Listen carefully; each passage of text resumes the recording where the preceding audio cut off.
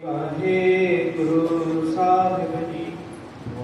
Waheguru Waheguru Waheguru ਵਾਹਿ JIO.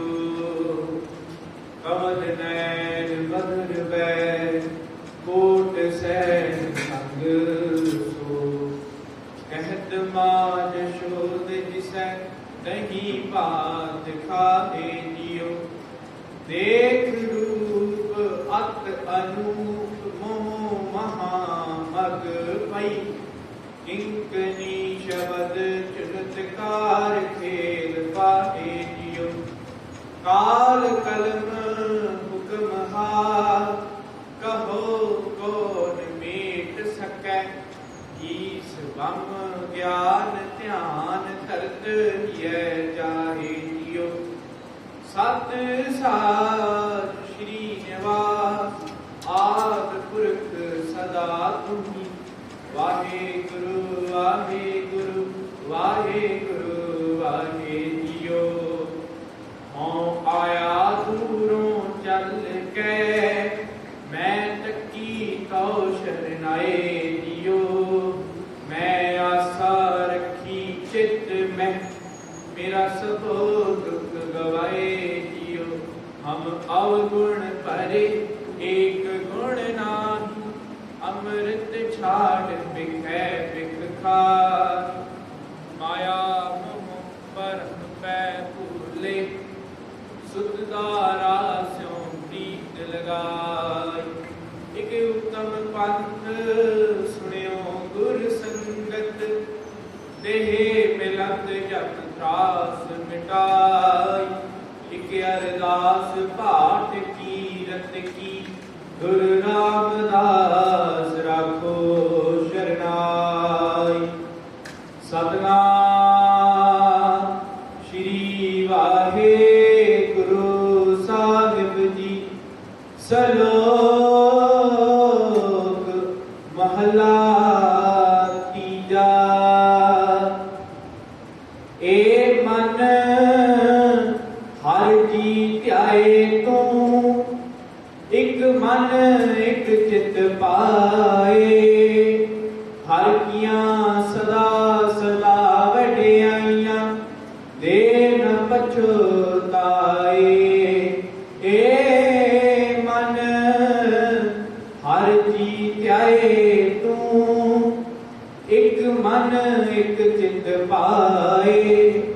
ਹਰਿ ਕੀਆਂ ਸਦਾ ਸਦਾ ਵਡਿਆਈਆਂ ਦੇ ਨ ਪਛਤਾਏ। ਹਉ ਹਰਿ ਕੈ ਸਤ ਬਲਿਹਾਰਣੈ। ਜਿਤ ਸੇਵਿਐ ਸੁਖ ਪਾਏ। ਨਾਨਕ ਗੁਰਮੁਖ ਮਿਲ ਰਹੈ ਹੋਮੈ ਸ਼ਬਦ ਜਲਾਏ। ਮਹਲਾ ਤੀਜਾ। ਆਪੇ ਸੇਵਾ ਲਾਇਨ ਆਪੇ ਬਖਸ਼ ਕਰੇ। ਸਭਨਾ ਕਾ ਮਾਪਿਓ ਆਪ ਹੈ ਆਪੇ ਸਾਰ ਕਰੇ। ਨਾਨਕ ਨਾਮ ਤੇ ਆਇਨ ਤਿਨ ਨਿਜ ਘਰ ਵਾਸ ਹੈ। ਜੁਗ ਜੁਗ ਸ਼ੋਭਾ ਹੋਏ ਪੌੜੀ। ਤੂੰ ਕਰਨ ਕਾਰਨ ਸਮਰੱਥ ਹੈ ਕਰਤੇ। ਮੈਂ ਤੁਝ ਬਿਨ ਅਵਰ ਨ ਕੋਈ। ਤੁਧ ਆਪੇ ਸਿਸ਼ਟ ਸਿਰਜੀਆ ਆਪੇ ਫੁਨ ਗੋਈ। ਸਭ ਇੱਕੋ ਸ਼ਬਦ ਵਰਤਦਾ ਜੋ ਕਰੇ ਸੋ ਹੋਈ। ਵਡਿਆਈ ਗੁਰਮੁਖ ਦੇ ਪ੍ਰਭ ਹਰ ਪਾਵੈ ਸੋਈ। ਗੁਰਮੁਖ ਨਾਨਕ ਆਰਾਧਿਆ। ਸਭ ਆਖੋ ਤਨ ਤਨ ਤਨ ਗੁਰ ਸੋਈ। ਵਡਿਆਈ ਗੁਰਮੁਖ ਦੇ ਪ੍ਰਭ ਹਰ ਪਾਵੈ ਸੋਈ। ਗੁਰਮੁਖ ਨਾਨਕ ਆਰਾਧਿਆ। ਸਭ ਆਖੋ ਧੰਨ ਧੰਨ ਧੰਨ ਗੁਰ ਸੋਈ। ਸੁਖ ਵਾਹਿਗੁਰੂ ਜੀ ਕਾ ਖਾਲਸਾ ਵਾਹਿਗੁਰੂ ਜੀ ਕੀ ਫਤਿਹ। ਧਿਆन किछ कर्म न जाना, नाहिन निर्मल करनी, साध संगत कै अंचल लावो, बिकम नदी जाय तरनी। गुरु चरणा में जुड़ बैठी पूजारी हम सत्कार लोग साथ संगत जियो, बड़भागी हो अमृत वेले गुरु दी गोद दा आनंद माण रहे हो। अमृत वेले नित्य ਦੀਆਂ ਬਾਣੀਆਂ ਨਾਲ ਜੁੜੇ ਹੋ। ਸਰਬੱਤ ਦੇ ਭਲੇ ਲਈ ਅਰਦਾਸ ਵਿੱਚ ਹਾਜ਼ਰੀ ਭਰੀ ਹੈ। ਹੁਕਮਨਾਮਾ ਸਰਵਣ ਕੀਤਾ ਹੈ। ਧੰਨ ਧੰਨ ਸ੍ਰੀ ਗੁਰੂ ਅਮਰਦਾਸ ਜੀ ਦਾ ਉਚਾਰਨ ਕੀਤਾ ਹੋਇਆ। ਇਸ ਹੁਕਮਨਾਮੇ ਦੀ ਵਿਚਾਰ ਆਪਾਂ ਦਾ ਕਰਾਂਗੇ। ਗੁਰੂ ਸਾਹਿਬ ਜੀ ਆਪ ਆਪਣਾ ਵਿਜੇ ਹੋਇਆ ਹੱਥ ਕਰਕੇ ਵਿਚਾਰ ਕਰਵਾ ਲੈਣ। ਆਪ ਸੰਗਤ ਅਸੀਸ ਬਖਸ਼ੋ ਤਾਂ ਕਿ ਵਿਚਾਰ ਹੋ ਸਕੇ। ਅਸੀਸ ਦੇ ਰੂਪ ਵਿੱਚ ਗੁਰੂ ਜੀ ਦੀ ਬਖਸ਼ੀ ਕਦੇ ਪ੍ਰਵਾਨ ਕਰੀਏ। कोई भी रसना बांधी ना रहे। सारी आपको जी वाहिगुरु जी का खालसा वाहिगुरु जी की फतेह। अज का जो शब्द है धन धन श्री गुरु अमरदास जी का उच्चारण किया हुआ है। सोलठ राग विच है। गुरु ग्रंथ साहिब जी के अंदर 652 अंक के सफाईवान है। ये शब्द विच गुरु जी अपना जीवन समझाते हैं कि उस परमात्मा का नाम जपना है, किवें जपना है। नाम तो आप सारे ही जपते हाँ, जो भी आते हैं संगत दे विच, पर एक खास तरीका है गुरु जी सानू दस रहे हैं जिस नाल वो नाम के नाल साडे अंदर गुण भर जाते हैं, औगुणा का नाश हो जाता है। तो गुरु जी नाम जपने का बहुत सोहना तरीका दस रहे हैं। वाहिगुरू कृपा करे सानू सारिआं नूं इस तरह नाम जपना आ जाए तो साडा ये जीवन सफल हो सकता है। श्लोक महला तीजा। ए मन हर जी ध्याए तू, एक मन एक चित पाए। गुरु जी कह रहे हैं कि हे मेरे मना उस परमात्मा को ध्याना है। किवें ध्याना है? एक मन एक चित पाए। एक मन करके एक चित जोड़ के ते पाए प्रेम नाल, क्योंकि परमात्मा प्रेम साडे कोल होता है। जिन प्रेम कीओ ते नीत दा पायो। गोबिंद सिंह जी भी अपन दस रहे हैं, हर रोज अपन सवैया दे विच पढ़ रहे हैं कि प्रेम बहुत वड्डी हस्ती है। जिन्ना चिर प्रेम नाल आपां कोई भी काम करते हैं तो उस काम दे विच आपां नूं सफलता मिल ही जाती है, क्योंकि प्रेम नाल कुछ भी कीता जाए वो थां ते पै जांदा है। पर बद्दा चट्टी जो करे ना गुण ना उपकार, सिद्धि खुशी सवारी है काल आवे रास।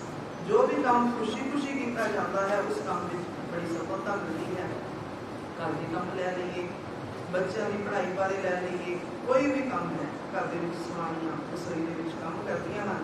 जो मन चित करके सब्जी बनाउणगियां तो सब्जी बड़ी ही स्वाद बनती है, गुणां नाल भर जाती है, ਉਹਦੇ ਵਿੱਚ शक्ति आ जाती है, क्योंकि उसके विच प्रेम है। कदे भी आपां देखते हैं लंगर दे विच कोई दाल सब्जी बनी है, बड़ा स्वाद आता है, क्योंकि इत्थे हर वेले गुरबाणी पढ़ी जा रही है तो गुरबाणी का रस ਉਹਦੇ ਵਿੱਚ ਪੈ ਜਾਂਦਾ ਹੈ ਜੋ ਸਬਜ਼ੀ ਦਾ ਰਸਦਾਇਕ ਬਣ ਜਾਂਦੀ ਹੈ। ਇਸੇ ਤਰ੍ਹਾਂ ਜਦੋਂ ਮਾਵਾਂ ਭੈਣਾਂ ਸਬਜ਼ੀਆਂ ਬਣਾਉਂਦੀਆਂ ਹਨ, ਰਸੋਈ ਦੇ ਵਿੱਚ ਖਾਣਾ ਬਣਾਉਂਦੀਆਂ ਹਨ, ਜਦੋਂ ਉਹਨਾਂ ਦਾ ਧਿਆਨ ਰਸੋਈ ਦੇ ਵਿੱਚ ਹੀ ਹੈ ਸਬਜ਼ੀ ਬਣਾਉਣ ਦੇ ਵਿੱਚ, ਤਾਂ ਬੜੇ ਧਿਆਨ ਨਾਲ ਉਹਦੇ ਵਿੱਚ ਮਸਾਲਾ ਪਾਉਣਗੀਆਂ, ਬੜੇ ਧਿਆਨ ਨਾਲ ਮਸਾਲਾ ਭੁੰਨਣਗੀਆਂ ਤੇ ਉਹ ਸਬਜ਼ੀ ਬੜੀ ਰਸਦਾਇਕ ਬਣਦੀ ਹੈ। ਪਰ ਜਦੋਂ ਸਬਜ਼ੀ ਬਣਾ ਰਹੀਆਂ ਹਨ ਤੇ ਨਾਲ ਉਦੋਂ ਸੀਰੀਅਲ ਚੱਲ ਰਿਹਾ ਹੈ, ਧਿਆਨ ਉਹਨਾਂ ਦਾ ਸੀਰੀਅਲ ਦੇ ਵਿੱਚ ਹੈ, फिर कदे लूण वध पै गया, कदे मिर्च वध पै गई, फिर वो सब्जी स्वाद नहीं कर सकती। इसे तरह ही साडा हाल है। जे असीं नाम जपण बैठे हाँ, बाणी पढ़न बैठे हाँ, जे साडा ध्यान बाणी विच है तो बाणी सानू बड़ा ही सुख दिंदी है, साडी मनोकामना पूर्ण करती है, साडा मन चढ़दी कला विच रहिंदा है, साडे अंदर शांति रहिंदी है। पर जे असीं बद्दा चट्टी ही करदे हां कि नित्य करना है, सानू पता ही नहीं लगता जपजी साहिब जी का पाठ शुरू होया है ਤੇ ਅਸੀਂ ਆ ਜਾਂਦੇ ਹਾਂ ਸ਼ਲੋਕ ਤੇ ਜਿਨਕੀ ਨਾਮ ਪਿਆਰਿਆ ਕਰੇ ਸਤਿ ਕਾਲ ਨਾਨਕ ਦੇ ਮੁਝਲੇ ਕੀਰਤੀ ਛੁੱਟੀ ਨਾਲ। ਫਿਰ ਉਸ ਬਾਣੀ ਵਿੱਚੋਂ ਦੱਸ ਕਿਵੇਂ ਆ ਇਹ ਨਹੀਂ ਕਿ ਬਾਣੀ ਪੜ੍ਹਨ ਦਾ ਲਾਭ ਨਹੀਂ, ਬਾਣੀ ਪੜ੍ਹਨ ਦਾ ਲਾਭ ਹੈ, ਕਿਉਂਕਿ ਜਿੰਨੀ ਵੀ ਆਪਾਂ ਬਾਣੀ ਨੂੰ ਪੜ੍ਹਦੇ ਹਾਂ ਪਰ ਅਗਲੇ ਸਟੈਪ ਤੇ ਚੜ੍ਹਨਾ ਜ਼ਰੂਰੀ ਹੈ। ਹੁਣ ਇੱਕ ਬੱਚਾ ਹੈ ਨਰਸਰੀ ਵਿੱਚ ਪੜ੍ਹ ਰਿਹਾ ਹੈ, ਜੋ ਅਗਲੇ ਸਾਲ KG ਵਿੱਚ ਫਸਟ ਵਿੱਚ ਨਹੀਂ ਹੁੰਦਾ ਤਾਂ ਆਪਾਂ ਕਹਿ ਦਿੰਦੇ ਹਾਂ ਕਿ ਬੱਚੇ ਨੇ ਪੜ੍ਹਾਈ ਨਹੀਂ ਕੀਤੀ। अगले साल उसको होरी किताबां होर किताबां पढ़ता है, अगली क्लास में हो जाता है, तां ही उसको सफलता मिलती है। जो बच्चा उस क्लास में बैठा रहे तो अगे नहीं बढ़ सकता। इस तरह ही असी भी बाणी पढ़नी शुरू करनी है।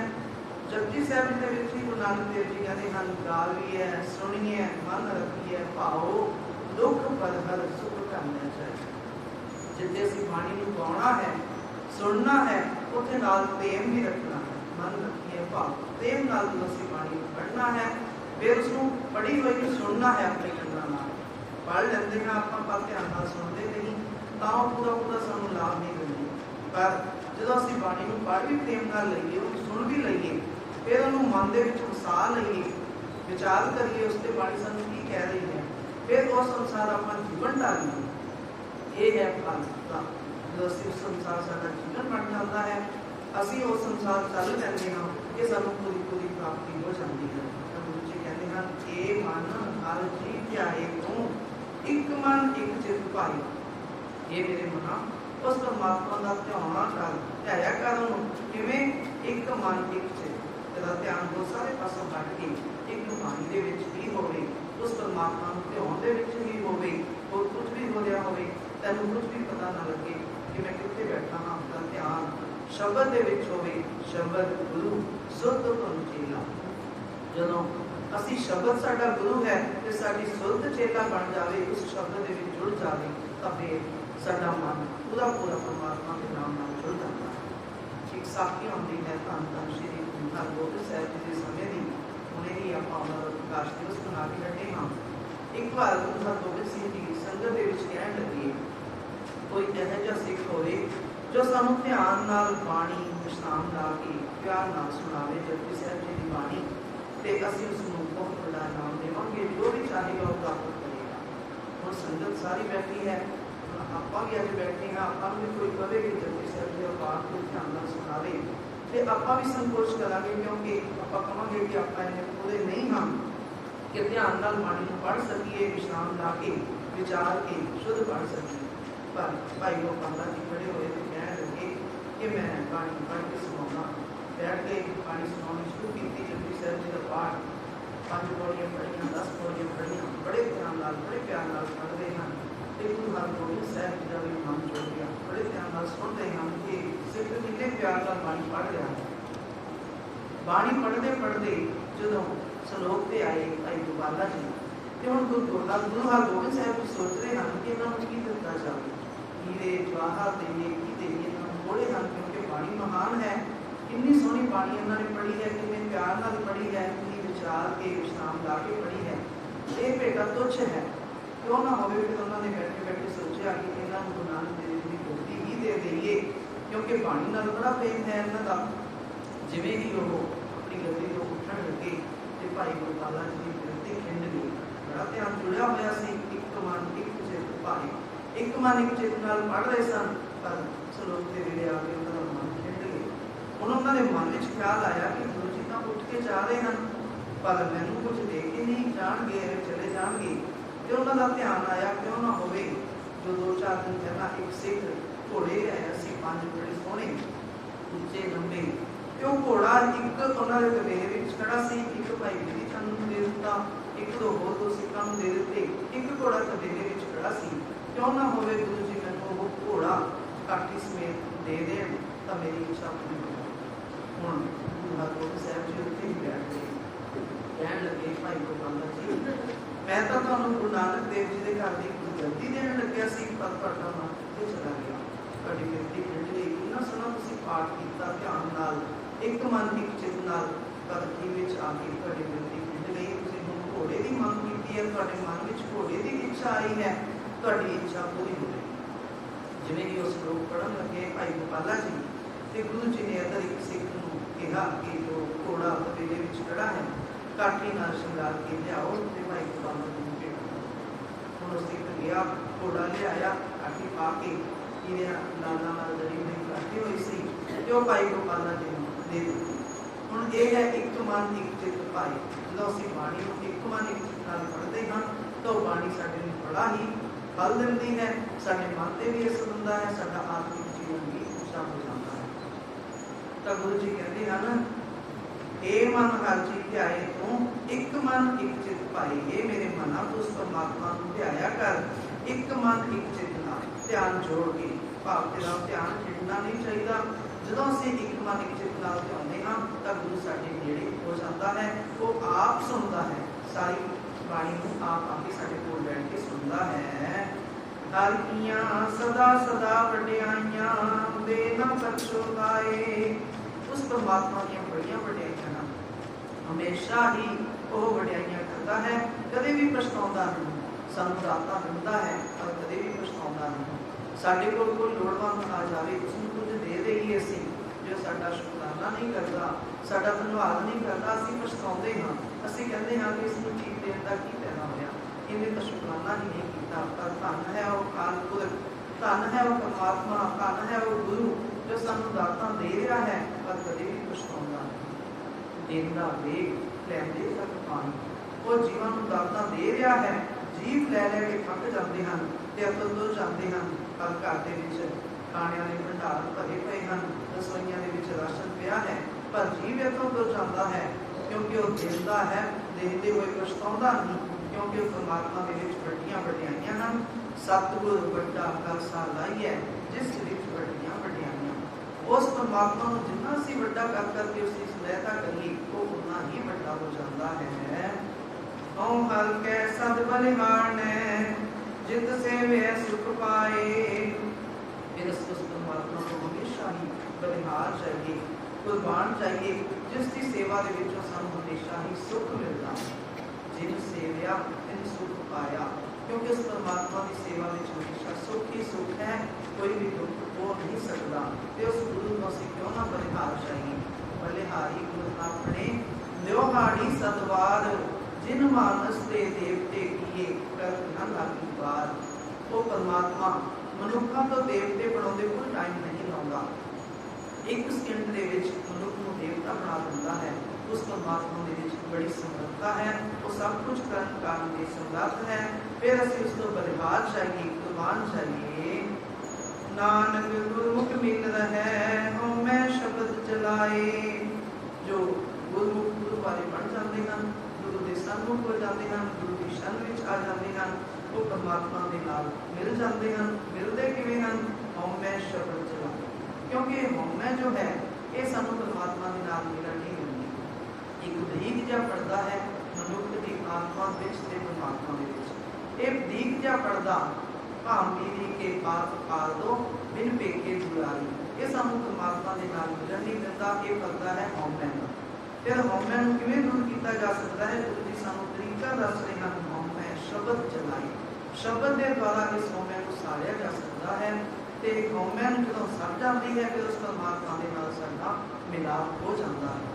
ਹਉਮੈ ਇਹ ਰੋਗ ਹੈ, ਦਾਰੂ ਦੀ ਇਸਮਾਨੀ, ਇਹਦੀ ਦਾਰੂ ਵੀ ਹੈ। ਇਹ ਨਹੀਂ ਕਿ ਇਸ ਦਾ ਇਲਾਜ ਨਹੀਂ, ਇਸ ਦਾ ਇਲਾਜ ਹੈ। ਜਦੋਂ ਅਸੀਂ ਸ਼ਬਦ ਦੇ ਨਾਲ ਜੁੜ ਜਾਂਦੇ ਹਾਂ, ਫਿਰ ਸਾਡੀ ਹਉਮੈ, ਸ਼ਬਦ ਸਾਡੀ ਹਉਮੈ ਨੂੰ ਸਾੜ ਦਿੰਦਾ ਹੈ। ਜਿਵੇਂ ਆਪਣੇ ਘਰਾਂ ਦੇ ਵਿੱਚ ਕਈ ਵਾਰੀ ਕਿੰਨੇ ਚਿਰ ਬਾਅਦ ਆਪਾਂ ਸਫਾਈ ਕਰਦੇ ਹਾਂ, ਘਰ ਬੰਦ ਪਿਆ ਹੈ, ਹੁਣ ਕਿੰਨਾ ਕੂੜਾ ਕੱਕੜ ਨਿਕਲਦਾ ਹੈ, ਪਰ ਉਸਨੂੰ ਅੱਗ ਲਾ ਦੇਗੀ ਤਾਂ ਮਿੰਟਾਂ ਦੇ ਵਿੱਚ ਸਾਰੇ ਢੇਰ ਬਣ ਜਾਂਦਾ ਹੈ। ਇਸੇ ਤਰ੍ਹਾਂ ਸਾਡੇ ਅੰਦਰ ਵੀ ਜਨਮ ਜਨਮ ਦੀ ਇਸ ਮਨ को मन लागी करना हो आसवा, ਸਾਡੇ ਅੰਦਰ ਦੀ ਜਨਮਾਂ ਦੀ ਮੈਲ ਪਈ ਹੈ, ਇਹ ਸੜ ਸਕਦੀ ਹੈ ਸ਼ਬਦ ਨਾਲ। ਜਦੋਂ ਅਸੀਂ ਸ਼ਬਦ ਦਾ ਸਹਾਰਾ ਲੈ ਲੈਂਦੇ ਹਾਂ, ਸ਼ਬਦ ਨੂੰ ਆਪਣੇ ਮਨ ਵਿੱਚ ਵਸਾ ਲੈਂਦੇ ਹਾਂ, ਫਿਰ ਇਹ ਹਉਮੈ ਦੀ ਮੈਲ ਸੜ ਜਾਂਦੀ ਹੈ। ਫਿਰ ਅਸੀਂ ਪਵਿੱਤਰ ਜੀਵਨ ਵਾਲੇ ਹੋ ਜਾਂਦੇ ਹਾਂ। ਫਿਰ ਉਹ ਪਰਮਾਤਮਾ ਸਾਨੂੰ ਆਪਣੇ ਨਾਲ ਮੇਲ ਲੈਂਦਾ ਹੈ। ਆਏ ਮਿਲ ਤੋ ਸਿੱਖ, ਆਏ ਮਿਲ ਤੋ ਮੇਰੇ ਗੁਰੂ ਕੇ ਪਿਆਰੇ। ਫਿਰ ਉਹ ਪਰਮਾਤਮਾ ਆਪਣੇ ਨਾਲ ਮਿਲਾਪ ਕਰਵਾ ਦਿੰਦਾ ਹੈ। महला तीजा आपे सेवा लायन आपे बख्श करे। पर अपने हाथ कुछ भी नहीं, उस परमात्मा के हाथ में ही है सब कुछ। वो आप ही जीवन को सेवा में चलाता है, आप ही उन्होंने उत्ते बख्शिश करता है। किवें गुरु अमरदास जी 72 साल की उम्र ਦੇ ਵਿੱਚ ਗਾਗਰ ਭਰ ਕੇ ਲਿਆਉਂਦੇ ਹਨ ਪਿਆਸਾ ਨਦੀ ਤੋਂ, ਗੁਰੂ ਨੂੰ ਇਸ਼ਨਾਨ ਕਰਵਾਉਂਦੇ ਹਨ। ਇਸ ਉਮਰ ਦੇ ਵਿੱਚ ਇੰਨੀ ਔਖੀ ਸੇਵਾ ਕਰਨੀ ਬਹੁਤ ਔਖੀ ਹੈ, पर ਜਦੋਂ ਗੁਰੂ ਦੀ ਬਖਸ਼ਿਸ਼ ਹੋ ਜਾਵੇ, ਗੁਰੂ ਦਾ ਮਿਹਰ ਭਰਿਆ ਹੱਥ ਹੋ ਜਾਵੇ, ਫਿਰ ਮਨੁੱਖ ਸਭ ਕੁਝ ਕਰ ਸਕਦਾ ਹੈ। ਕਿਉਂਕਿ ਪਰਮਾਤਮਾ ਦੀ ਸਮਰੱਥਾ ਹੈ, ਉਹ ਸਾਨੂੰ ਆਪਣੀ ਬਖਸ਼ਿਸ਼ ਕਰਕੇ, ਆਪਣਾ ਮਿਹਰ ਭਰਿਆ ਹੱਥ ਕਰਕੇ ਜਦੋਂ ਸੇਵਾ ਬਖਸ਼ ਦਿੰਦਾ ਹੈ, ਫਿਰ ਸੇਵਾ ਦੇ ਨਾਲ ਮਨੁੱਖ ਬਹੁਤ ਉੱਚਾ ਹੋ ਜਾਂਦਾ ਹੈ। ਸਭਨਾ ਕਾ ਮਾਪਿਓ ਆਪ ਹੈ, ਆਪੇ ਸਾਰ ਕਰੇ। ਉਹ ਪਰਮਾਤਮਾ ਸਾਰਿਆਂ ਦਾ ਮਾਤਾ ਪਿਤਾ ਹੈ। मेरा पिता, तू है मेरा माता, तू मेरा बंधक, तू मेरा भ्राता। तो परमात्मा ही साडा माता पिता है, वो आप ही साडी सारिਆਂ ਦੀ संभाल कर रहा है। जिवें माता पिता अपने बच्चे की संभाल करते हैं, उसनों किसी भी चीज़ की तंगी नहीं आउण दिंदे। इस तरह परमात्मा भी अपने जीव जो पैदा किए हैं, ये नहीं कि पैदा करके उन्होंने संभाल नहीं करता, हर एक को रिज़िक दे रहा है। पहलों देता है रिज़िक समाहा, पिछों देता है जन को पाहा। जन जीवां नूं पैदा बाद विच करता है, उन्हां दा रिज़िक पहला भेज दिंदा है, रिज़िक पहला तैयार कर दिंदा है, क्योंकि उसनूं फिक्र है, वो सारिਆਂ दा माता पिता है, वो सारिਆਂ दी संभाल कर रहा है। नानक नाम ध्यान तिन निज कर वास है, जुग जुग शोभा होए। तां इसे नानक श्री गुरु अमरदास जी कहते हैं, जो भी नाम ध्याਉਂਦੇ ਹਨ, नाम ध्याए सो सुखी तिस मुख उज्जल होए। तिन निज कर वास है, निज कर महल भारो सुख सहजे, बहुत न होए गोतेरा। वो अपने निज घर विच उन्हां दा मन टिक जाता है, वो अपने हिरदे घर विच टिक जाते हैं। जुग जुग शोभा होए, ते एक जुग विच नहीं सारे जुगां दे विच उन्हां दी शोभा होंदी है। हर जुग जुग अगर तो पाया पैर रखदा आया नाम राजी। फिर वो परमात्मा अपने भक्तां दी आप पैर रखता है। पौड़ी तू कर्ण कान समरथ है करते, मैं तुझ बिन अगम ना कोई। हे वाहिगुरू जी, तुसीं सब कुछ करन वाले हो, करवाउण वाले हो जीवां नूं। मैं तुझ बिन अवर ना कोई, ते तुहाडे तो बिना साडी कोई भी जीव की माया नहीं कि वो कुछ कर सके, क्योंकि परमात्मा तुसीं आप ही करता हो, सब कुछ करने वाले हो। तू करता सचियार मैडा साईं, जो तो भावै सोई तीसी, जो तू दे सोई हो पाई। जो तुसीं करोगे वो ही होवेगा, जो तुसीं देवोगे असीं कोई कुछ प्राप्त कर सकते हाँ। असीं अपने जोर नाल आखीए, असीं जोर नाल कुछ भी नहीं कर सकते। आखण जोर, चुपै ना जोर, जोर ना मंगण देण ना जोर। जोर दे नाल असीं कुछ भी नहीं कर सकते। सब कुछ उस परमात्मा के हाथ विच है। कर्ण कांड तब एक है, दूसरा नहीं कोई। वो परमात्मा ही सब कुछ करने वाला है ते करवाउण वाला है। तुद आपे सृष्ट सिरजिया, आपे फुल कोई। तुसीं आप ये सृष्टि नूं पैदा कीता है, सारी सृष्टि दी उत्पन्न की है, ते आप ही इसका नाश कर दिंदे। देखते हैं मिनटां दे विच भूचाल आ जाते हैं, सारी सृष्टि तबाह हो जाती है। फिर वो परमात्मा पैदा कर दिंदा है। पैदा किवें करता है? कीता बसाओ एको खवाओ, तिसते होए लख दरियाओ। इको वाक दे नाल, इको शब्द दे नाल वो सारी सृष्टि नूं पैदा कर दिंदा है, ते इको वाक दे नाल ही सारी सृष्टि नूं खत्म कर दिंदा है। कहण नूं हिंदू धर्म दे विच कहा जाता है कि एका माई जुगत व्याई तिंजे दे प्रवान, एक संसारी एक भंडारी एक लाए दीवान। ये एक जीवां नूं पैदा करता है ब्रह्मा, ते विष्णु उन्हां नूं रिज़िक दिंदा है, ते शिव जी उन्हां नूं लय करता है। पर गुरु जी कहते हैं तुद आपे श्रेष्ठ सिरजिया, तुसीं आप ही इस संसार नूं पैदा कीता है ते आप ही इसनूं नाश करना है। तुद आपे श्रेष्ठ भाई जी, तुद आपे सिर सब कोई, तुसीं आप ही सारी सृष्टि नूं नाश करने वाले हो। सब इको शब्द वरतदा, जो करे सो होई। सारियां थावां दे इको शब्द ही वरतिया। शब्द की है? हुक्म। उस परमात्मा का हुक्म ही सब जगह पे वरतिया है। जो करे सो होई, वो परमात्मा जो जो हुक्म करता है वो ही जीव करते हैं, क्योंकि जीवां दे अपने हाथ पास में कुछ भी नहीं। और परमात्मा आप ही जीवां पासों करवाता है, अपना हुक्म चला के। हुक्म है अंदर सब को, बाहर हुक्म ना कोई। सारे जीव उसके हुक्म विच ही कार्य कर रहे हैं, हुक्म दे विच ही जीव आ रहे हैं, जा रहे हैं, ते सारी सृष्टि हुक्म दे विच ही चल रही है। वड्याई गुरमुख दे तब, हर पावै सोई। वो परमात्मा जो जीव गुरमुख बन जाते हैं, गुरु वाले बन जाते हैं, गुरु के सन्मुख हो जाते हैं, गुरु की शरण में आ जाते हैं, तो परमात्मा उन्होंने वड्याई होता है। ये परमात्मा का बिरद है, जो भी उसकी शरण में आता है। जो शरण आवे इस कंठ लावे, हम बिरद स्वामी संगा। ये परमात्मा का बिरद है, जो भी उसकी शरण में आता है, फिर वो उसका आप बन जाता है, अपना आप को कुर्बान कर देता है। किवें गुरु अर्जन देव जी ने बाबा बुढ़ा जी को कितनी वड्याई दी, सब कुछ करने का समर्थ सी गुरु अर्जन देव जी। गुरु अर्जन हर पर माता गंगा जी ने बाबा बुढ़ा जी को भेजा कि उन्होंने ਉਹਨਾਂ ਕੋਲੋਂ ਬਾਹਰ ਲੈ ਕੇ ਆਓ। ਉਹ ਸਭ ਕੁਝ ਦੇ ਸਕਦੇ ਸਨ, ਪਰ ਉਹਨਾਂ ਨੇ ਆਪਣੇ ਸੇਵਕ ਨੂੰ ਵਡਿਆਈ ਬਖਸ਼ੀ, ਕਿਉਂਕਿ ਉਹ ਪਰਮਾਤਮਾ ਦਾ ਬਿਰਧ ਹੈ। ਵਡਿਆਈ ਗੁਰਮੁਖ ਦੇ ਤਬ ਹਰ ਭਾਵੈ ਸੋਈ। ਜਿਨ੍ਹਾਂ ਨੂੰ ਉਹ ਆਪ ਵਡਿਆਈ ਦਿੰਦਾ ਹੈ, ਉਹ ਜੀਵ ਹੀ ਵਡਿਆਈ ਪ੍ਰਾਪਤ ਕਰ ਸਕਦੇ ਹਨ। ਜੋ ਗੁਰੂ ਦੇ ਸਨਮੁਖ ਹੋ ਜਾਂਦੇ ਹਨ, ਗੁਰੂ ਵਾਲੇ ਬਣ ਜਾਂਦੇ ਹਨ, ਕਿਉਂਕਿ ਗੁਰਮੁਖ ਲਾਗਾ ਮਨਮੁਖ ਕਰਵਾਇਆ। ਜੋ ਗੁਰੂ ਵਾਲੇ ਹੋ ਜਾਂਦੇ ਹਨ, ਉਹਨਾਂ ਨੇ ਪਰਮਾਤਮਾ ਨੂੰ ਲੱਭ ਲੈਂਦੇ ਹਨ, ਪਰਮਾਤਮਾ ਦੇ ਨਾਲ ਮਿਲਾਪ ਹਾਸਲ ਕਰ ਲੈਂਦੇ ਹਨ। ਪਰ ਜੋ ਮਨਮੁਖ ਹਨ, ਮਨ ਦੇ ਪਿੱਛੇ ਜੋ ਚੱਲਦੇ ਹਨ, ਉਹ ਗੁਰੂ ਤੋਂ ਦੂਰ ਹੋ ਜਾਂਦੇ ਹਨ। ਗੁਰਮੁਖ ਨਾਨਕ ਆਰਾਧਿਆ ਸਭ ਆਖੋ ਧੰਨ ਧੰਨ ਧੰਨ ਗੁਰ ਸੋਈ। ਜੋ ਗੁਰੂ ਵਾਲੇ ਬਣ ਜਾਂਦੇ ਹਨ, ਉਹ ਉਸ ਪਰਮਾਤਮਾ ਦੀ ਆਰਾਧਨਾ ਕਰਦੇ ਹਨ, ਉਸ ਦਾ ਨਾਮ ਜਪਦੇ ਹਨ। ਆਰਾਧਨੀਕਾ ਹਰ ਹਰ ਨਾਮ ਆਰਾਧਨਾ। ਸਾਰਿਆਂ ਤੋਂ ਚੰਗਾ ਆਰਾਧਨਾ ਕੀ ਹੈ? ਉਸ ਪਰਮਾਤਮਾ ਦਾ ਨਾਮ ਆਰਾਧਿਆ ਜਾਵੇ। ਤੇ ਜੋ ਵੀ ਗੁਰੂ ਵਾਲੇ ਬਣ ਜਾਂਦੇ ਹਨ, ਗੁਰੂ ਦੇ ਸਨਮੁਖ ਹੋ ਜਾਂਦੇ ਹਨ, ਗੁਰੂ ਦੀ ਸ਼ਰਨ ਵਿੱਚ ਆ ਜਾਂਦੇ ਹਨ, ਉਹ ਪਰਮਾਤਮਾ ਦੇ ਨਾਮ ਨੂੰ ਗਾਉਂਦੇ ਹਨ, ਧਿਆਉਂਦੇ ਹਨ, ਜਪਦੇ ਹਨ।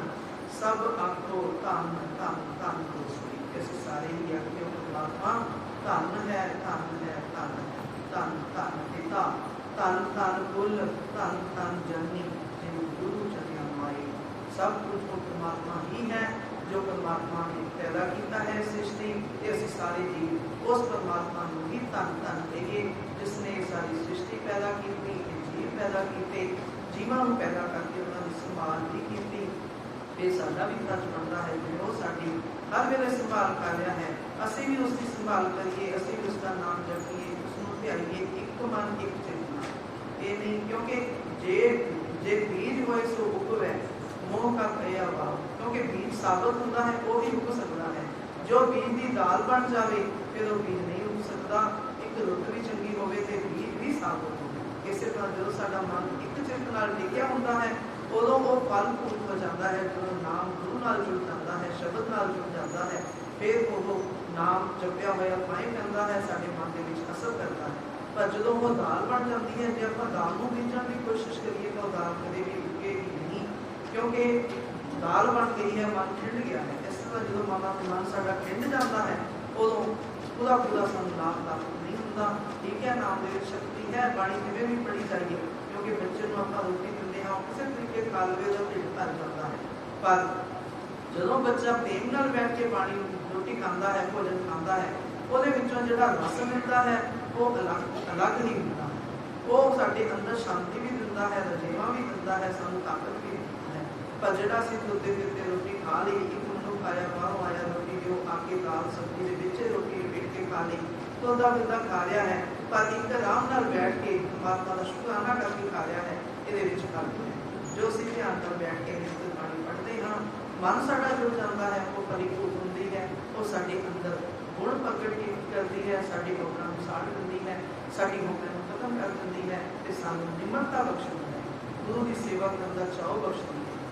ਜਿਵੇਂ ਗੁਰੂ ਅਮਰਦਾਸ ਜੀ ਨੇ ਗੁਰੂ ਦੀ ਸੇਵਾ ਕੀਤੀ ਤੇ 12 ਵਰ ਪ੍ਰਾਪਤ ਕੀਤੇ, ਅੱਜ ਵੀ ਆਪਾਂ ਉਹਨਾਂ ਨੂੰ ਯਾਦ ਕਰ ਰਹੇ ਹਾਂ।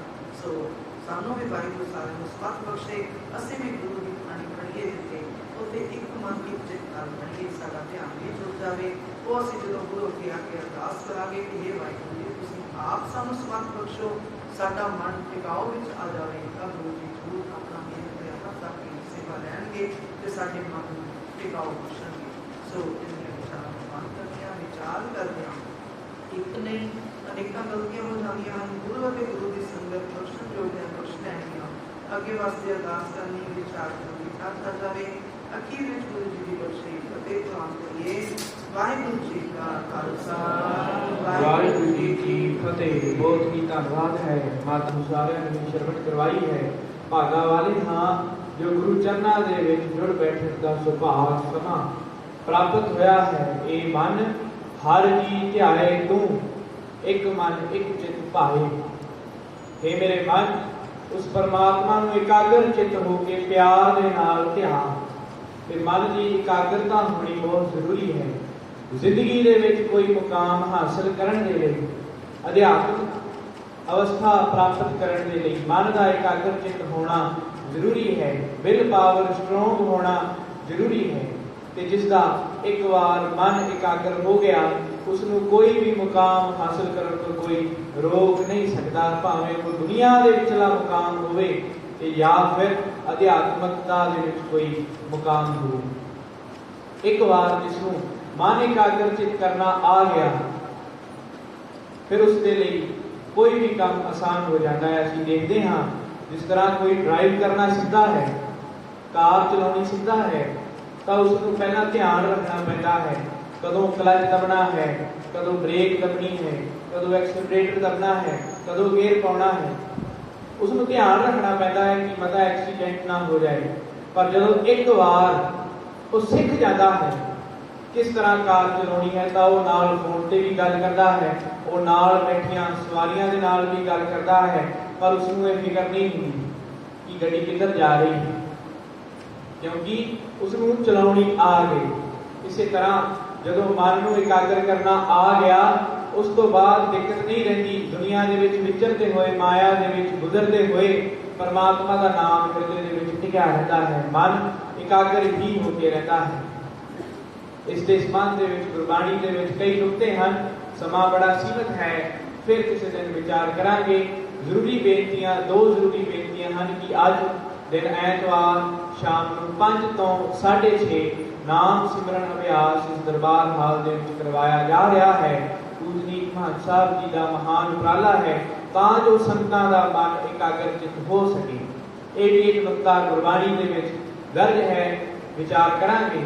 अज शाम को 5 तो 6:30 नाम सिमरन अभ्यास समागम।